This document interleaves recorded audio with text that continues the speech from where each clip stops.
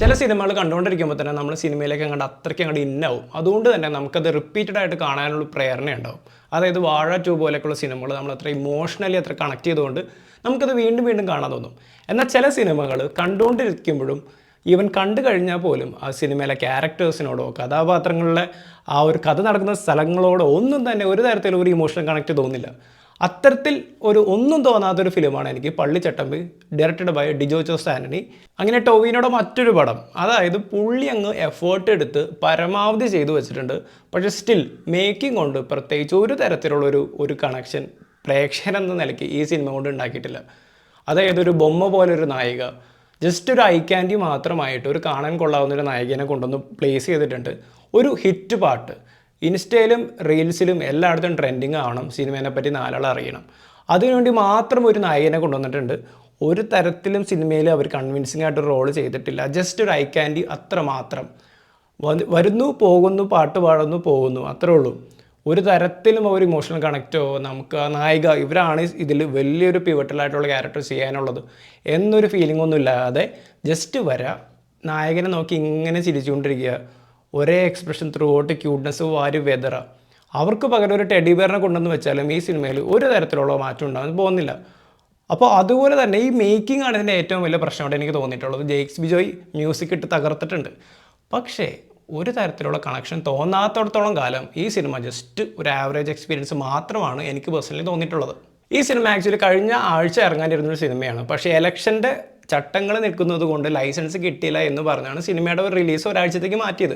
അപ്പോൾ എല്ലാവരും പറഞ്ഞു വാഴ 2യുടെ റിലീസ്, വാഴ 2 സ്ക്രീനുകളൊക്കെ നിറഞ്ഞു കൊടുക്കൊണ്ടിരിക്കണം, അപ്പോൾ അതിനെ പേടിച്ചിട്ടാണ് ഈ സിനിമ മാറ്റിയത് എന്ന് ഞാനങ്ങനെ വിചാരിച്ചു. പക്ഷേ ആക്ച്വലി ഈ സിനിമയിൽ ചർച്ച ചെയ്യുന്നൊരു രാഷ്ട്രീയം വളരെ റെലവൻ്റ് ആയിട്ടുള്ള ടോപ്പിക് തന്നെയാണ് ചർച്ച ചെയ്തിട്ടുള്ളത്. അതായത് ഒരു വിമോചന സമരത്തിൻ്റെ കാലഘട്ടത്തിൽ നടക്കുന്നൊരു കഥാപശ്ചാത്തലത്തിലാണ് സിനിമയിലെ എല്ലാ ക്യാരക്ടേഴ്സും കഥയും പോകുന്നത്.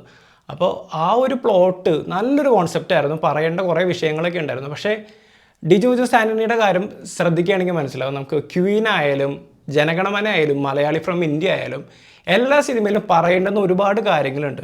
അത് കുറേയൊക്കെ വൃത്തിക്ക് പറയും, പക്ഷേ അതിനേക്കാൾ കൂടുതൽ വൃത്തികേടായിട്ട് വളരെ മോശം രീതിയിൽ ക്രിഞ്ച് അടുപ്പിക്കുന്ന രീതിയിൽ ചീസി ആയിട്ടാണ് അയാൾ അവതരിപ്പിക്കുന്നതായിട്ട് എനിക്ക് പേഴ്സണലി ഫീൽ ചെയ്തിട്ടുള്ളത്. അതുകൊണ്ട് തന്നെ എത്ര മെരിറ്റുള്ള പടമാണെങ്കിൽ പോലും ഇതേപോലുള്ള സിനിമേനെ ഡൗൺ ആക്കുന്ന എലമെൻറ്റ്സ് കൊണ്ട് സിനിമ വളരെ മോശം എക്സ്പീരിയൻസ് ആണ് സിനിമ എനിക്ക് പേഴ്സണലി തോന്നിയത്.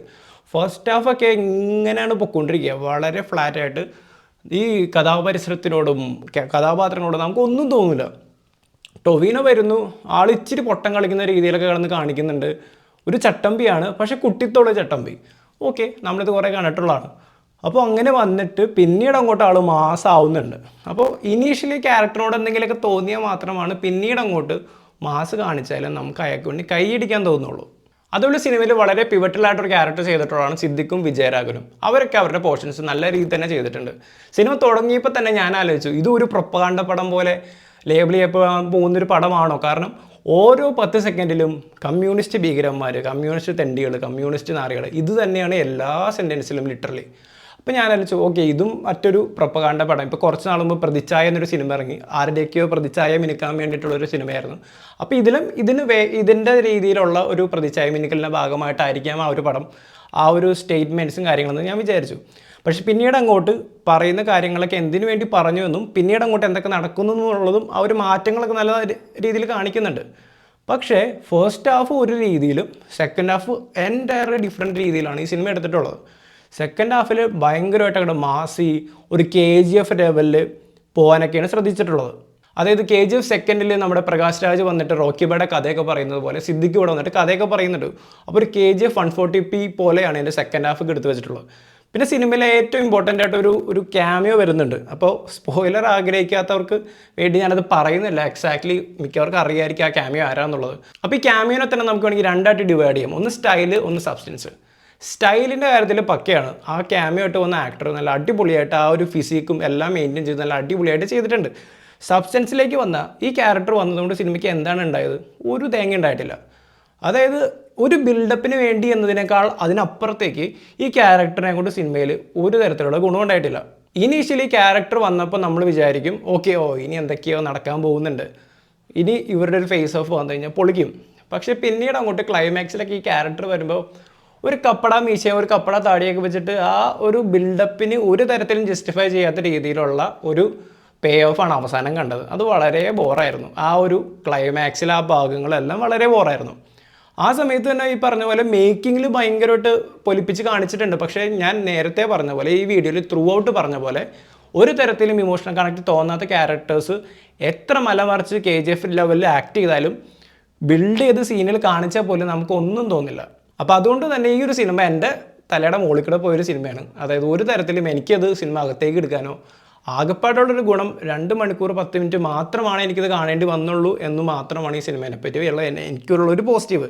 ടോവിനോ ആക്ഷൻ സീൻസ് ഒക്കെ നല്ല അടിപൊളിയായിട്ട് ചെയ്തിട്ടുണ്ട്. ബട്ട് സ്റ്റിൽ ആ ഒരു ക്യാരക്ടറിനോട് നമുക്ക് തോന്നാത്തടത്തോളം കാലം അയാൾ എന്ത് ചെയ്തിട്ടും ഒരു കാര്യമില്ല. ഞാനത് റിപ്പീറ്റ് ചെയ്യുന്നത് എനിക്കറിയാം, പക്ഷേ അതിൻ്റെ ഒരു സത്യാവസ്ഥ അതാണ്.